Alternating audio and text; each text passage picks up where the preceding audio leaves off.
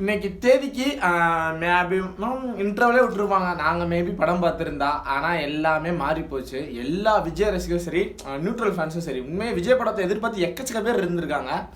அது எல்லாத்தையுமே இந்த ஒரு ஆள் எதுக்கணும்னு சொல்லி மொத்த இந்தியா லெவல்லையுமே நான் அப்படி தான் சொல்ல முடியும். என்ன சொல்கிறதுன்னு தெரில. இந்த எப்படினாலும் பொங்கலுக்குள்ளே ரிலீஸ் ஆயிரும் நானும் நம்புகிறேன். இந்த மனுஷன் மேலே என்னங்க கோவம்? இவர் போன ஜென்மத்தில் செஞ்ச ஒரு பாவம்னு சொல்லலாம்.